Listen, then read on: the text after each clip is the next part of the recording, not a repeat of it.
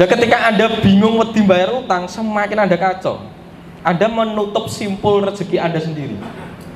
Akhirnya Anda mengeblok diri Anda sendiri. Dinamakan mental blocking gitu. Ketika Anda mental blocking, ya simpul rezeki itu nggak bisa datang ke Anda karena Anda sendiri yang mengeblok. Makanya di dalam tradisi agama itu berserah kepada Tuhan itu melepaskan mental blocking ini.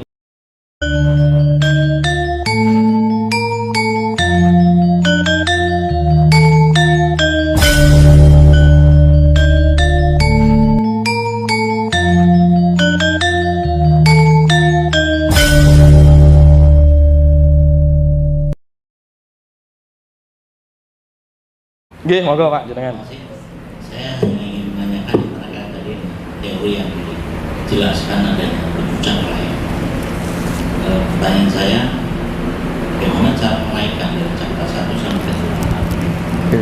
Lalu kemudian menyelaraskan, bahasa menyelaraskan deskripsinya menjelaskan seperti apa ya? Menyelaraskan cakra 6, cakra jantung dan cakra 6 dan 7 dengan tenggorokan, sehingga bisa menimbulkan satu kebijakan dari sikap itu. Kemudian apakah dari latihan yang rutin yang kita lakukan, meditasi Kundalini itu bisa menjawab dari pertanyaan dua itu? Berikutnya, durasi waktu yang efektif untuk bisa menghasilkan dari latihan meditasi Kundalini, pengalaman yang sudah, apakah setiap orang ini bisa sama atau beda? Termasuk waktunya saya tanya. Lalu karena nilai latihan energi sudah barang tentu mesti akan berdampak pada lingkungan. Itu kira-kira dari pengalaman yang ada, apa sih dampak yang bisa dirasakan oleh lingkungan secara tidak kasat mata misalnya, terkait dengan kegiatan kami nanti itu yang perlu ada penjelasan. Dan kalau kita lihat sampai cakra ke-8, mestinya tidak sekali ini pertemuan. Artinya harus ada bimbingan khusus sehingga kita berharap bisa sampai ke harapan cakra ke-8, tapi secara ya terbimbing. Itu aja Mas. Terima kasih. Wes, ini terakhir ya. Ini berarti pertanyaan terakhir ya. Ya, bagaimana kita menyelaraskan, terus apa arti kata selaras? Selaras itu kembali kepada pengalaman kita secara koordinat kita yang paling tepat, itu pengalaman otentik kita yang disebut selaras, Pak. Berarti selaras itu tidak bisa diidealitaskan antara satu dengan yang lainnya. Maka selaras terhadap diri. Jadi posisi diri Anda yang mengalami selaras dengan lingkungan, selaras karena Anda sudah mengalami dan Anda memahami apa yang Anda alami itu tadi. Itu dinamakan selaras. Kira-kira definisi selaras itu. Akhirnya ketika setiap orang itu bisa memahami posisinya secara hakikat, dia akan menata posisi-posisi yang lainnya. Dia akan membentuk posisi-presisi di dalam semesta. Karena satu orang sudah mengalami secara presisi, secara hakikat. Jadi pengalaman yang otentik, kejujuran di dalam diri kita itu disebut keselarasan. Nah itu dimulai dari diri kita untuk membangun dengan yang lainnya. Setiap pribadi harus mempunyai otoritas itu terhadap dirinya. Itu namanya selaras. Dalam bahasa yang lebih tinggi, selaras itu dikatakan sesuatu yang mengarah kepada aspek yang indah. Tapi indah yang bukan dipahami dengan egoistik. Indah yang dalam artian manusia itu selalu mengingini sesuatu itu yang tampak tidak kacau, kan gitu kan. Padahal kekacauan itu terkadang juga dibutuhkan. Maka ketika orang Jawa ngomong selaras dan selamat itu sama saja menjelaskan hasil dari keterhubungan kepada Tuhan. Dan itu juga tidak bisa dijelaskan kecuali Anda sendiri yang mengalami secara hakikat. Laku. Gitu nggih kira-kira ya. Kalau yang menarik dari cakra 1 sampai seterusnya. Ya, yang menarik dari cakra 1 dan seterusnya tetap nanti saya ajarkan tentang tekniknya kan. Ya. Tetap ada teknis ya. Tetap ada teknis yang termasuk pembedahan tadi. Terus kira-kira berapa durasi waktu gitu ya. Kita mengacu kepada penelitian. Kalau penelitian itu mengarah kepada gelombang otak kita itu berpindah dari fase beta menuju theta delta itu rata-rata per 30 menit. Kalau tidak salah ya, itu kalau mengacu kepada sains. Tapi kalau mengacu kepada hakikat perjalanan laku dan pengalaman rata-rata pribadi tidak bisa ditentukan dan tidak bisa dibatasi. Setiap orang memiliki tingkat pencapaian dan kekuatannya sendiri-sendiri. Kira-kira begitu. Itu salah satu pertimbangan yang saya bisa berikan. Tapi rata-rata memang 30 menit itu bisa mengalami perpindahan otak kita per 30 menit dari gelombang beta. Tergantung betanya apa. Kalau beta koheren itu berarti tinggi, stresnya tinggi. Jadi isinya itu sudah data pekerjaan, utang wis ora karo-karo lah. Wah, ini wis tinggi. Ini akan bisa mereda pada akhirnya. Dan ketika Anda bingung wedi bayar utang, semakin Anda kacau. Anda menutup simpul rezeki Anda sendiri. Akhirnya Anda mengeblok diri Anda sendiri. Dinamakan mental blocking gitu. Ketika Anda mental blocking, ya simpul rezeki itu nggak bisa datang ke Anda karena Anda sendiri yang mengeblok. Makanya di dalam tradisi agama itu berserah kepada Tuhan itu melepaskan mental blocking ini agar simpul rezeki, keberlimpahan yang itu dibalut oleh keselarasan itu hadir sendiri. Makanya tan kena kiniro ngopo juga iso dinyono nyopo, tiba-tiba kita dapat ABCD sesuai itu. Jadi menungso iki percaya Gusti Allah, dia ngendiko bahwa aku percaya bahwa Gusti Allah itu mahal apa saja, luar biasa dan lain sebagainya. Tapi seringkali tidak pernah percaya kepada Tuhan. Percayanya karo bose, tagihan utang kan gitu kan, percayanya karo bank kan gitu misalnya. Akhirnya itu membentuk rutinitas kita, gitu ya. Nah, ketika rutinitas kita terbentuk seperti itu, kita mencipta masyarakat yang kacau seperti ini, Pak. Nah, sekarang kita rubah. Karena dengan kita merubah diri kita akan merubah realitas di sekeliling kita. Akhirnya simpul-simpul yang ruwet itu tertata dengan sendirinya, tek. Yang membuat Anda bisa bertemu saya itu karena Anda sudah punya intensi tapi memasrahkan. Aku pokoknya jangan ketemu Mas Tunjung, tapi gak dipikir nih, itu malah ketemu. Tapi nek ada ketemu ngangen tenanan gak iso. Karena ada ruwet.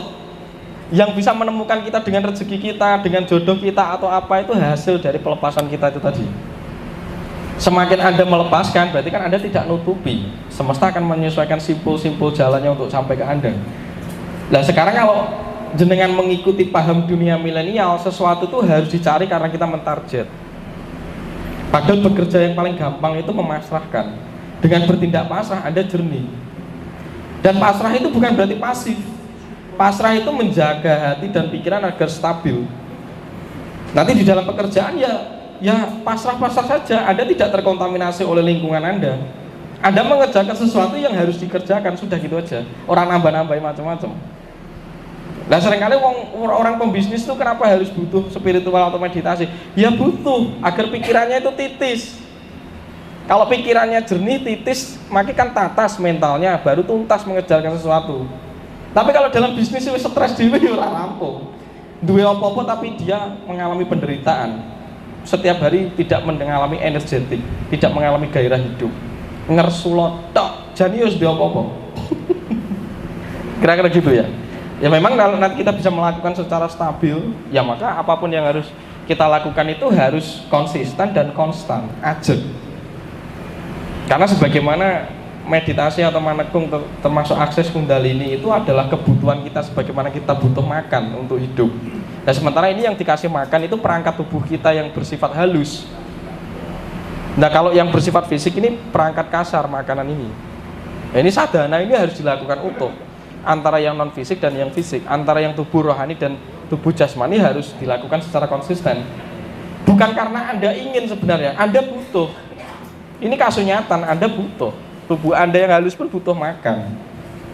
Nah, pendistribusian makanannya adalah cairan tirta kamandalu atau kundalini tadi. Kira-kira gitu. Oke, jadi ilmu Jawa itu runtut, nyata menurut saya. Terus akhirnya didadekne Google Tuhan itu mergo ora iso jelasne. Wah, iku mari kualat. Lah sing mari kualat iki batine sampean dhewe sing kemerungsung kuwi. Ketika sampean melakukan sesuatu ndak madem-antep ya mesti kualat. Karena Anda menarik masalah itu dari apa? Dari kualitas batin Anda sendiri. Kira-kira begitu nggih. Dadi nek wis wani nglakoni janji dilakoni manut sak mestine dan itu nyata, menjaga hati dan pikiran yo ora ono kualate. Yang tadi gelombang Mas, pengaruh omongan. Ya. Kita kan latihan meditasi. Ya. Secara tidak langsung dampak lingkungan. Ya pasti akan sinergi. Akan sinergi, akan tertata. Setiap apapun saja di dalam kehidupan itu adalah manifestasi dari energi. Segala hal memantulkan energi, daya, gitu ya. Kita harus tahu itu. Energi yang berkualitas rendah itu destruktif. Itu pasangannya yang konstruktif, bersifat tinggi, ilahiyah. Kalau ke bawah itu iblis, mungkin gitu kalau personifikasinya. Nah, kalau yang bawah ini lebih tinggi intensitasnya, ya alam kacau. Karena yang Anda pandarkan, yang Anda respon, yang Anda sumbangkan kepada alam itu adalah sel perusak daripada pembangun. Sebagaimana tubuh Anda, ketika kebanyakan sel yang memandalkan energi rendah, tubuh Anda rusak. Sama seperti tubuh. Lah Anda ini adalah selnya jagat ageng. Maka saya sebut kita ini partisipan. Kita ini bagian organ dari jagat gemelar ini. Nah, nek iso sumbang sesuatu yang konstruktif, dan ketika itu terjadi secara kolektif, alam akan mengalami evolusi pertumbuhan. Jagat ini juga memiliki kesadaran yang dinamakan mahasadar. Kira-kira begitu. Dan nanti kalau kita bisa mentantu atau menata itu dimulai dari diri kita, berarti kita membangun keselarasan. Kita membantu jagat ini untuk berevolusi dengan presisius. Kira-kira begitu. Nah, jadi sing arep gelar jagat, gulung jagat itu sampean dewi. Yang akan mengkiamatkan jagat atau membuat jagat tetap eksis itu sampean dewi. Tapi nek neng film-film keren kan bumi itu harus dijaga gitu kan. Karena bumi, ya betul, bumi itu jantungnya dimensi. Lintas jagat gemelar ini jantung keberadaan itu bumi. Dan jantungnya bumi adalah kita. Maka bumi itu disebut ibu. Nah, karena bumi itu memedarkan gelombang geomagnetik. Geomagnetik itu untuk menata keseluruhan lapisan jagat raya ini agar sinergi. Bumi hancur, peradaban hancur. Sebagaimana bumi itu kehilangan manusia, peradaban akan hancur. Karena bumi juga butuh kita kira-kira itu kan. Maka bumi itu kita jaga sebagai tempat sekolah kita mengembangkan kesadaran. Jiwa kita itu bisa bertumbuh mengenal kesadaran ketuhanan itu ketika kita turun ke bumi. Maka baiknya fasilitas bumi ini diibaratkan fasilitas kita belajar seperti ini. Ya nek bisa ayo gotong royong dijaga, kira-kira gitu saja. Paling gampangnya. Karena nanti nek jenengan tidak menjaga bumi, Anda tidak bisa lagi makan soto, makan rawon, tidak bisa. Karena neng kono ora enek. Di alam selain ini tidak ada. Neng kono mangan soto yang dadak 100 tahun kas rasanya lagi bisa dirasakan. Nah, ini kan langsung spontan ya. Bersyukurlah ketika Anda bisa makan soto langsung enak rasanya. Tapi kalau di luar tubuh bumi, di luar bumi, di luar koridor tubuh kita, mangan lo dadak 100 tahun cahaya. Iki mangan soto lo enak engko 100 tahun kas. Iki kan malah menderita nanti. Jadi banyak bersyukurlah gitu, Pak. Kira-kira tunggu ya, kira-kiranya. Oke? Sampun ya. Kita jeda istirahat, meditasi dulu. Yang teknik manekung ya, saya bedahkan teori pertama tentang pernapasan kundalini. Ini pengenalan cek sound terhadap madaran atau perut Anda biar tidak concern nanti ketika hari kedua kita ritual bareng-bareng. Karena yang pas ritual bareng-bareng itu sakral. Kalau yang ini latihan dulu. Jadi enggak langsung dicol keneng palagan. Jadi kita masih berlatih dulu pendampingan. Nanti kalau pas aktivasi yang hari kedua itu saya lepaskan, tapi tetap tak pantau. Engko nek Rogo Sukmo ra balik cilaka seneni bojo ya. Bapakku melu mati suri ya.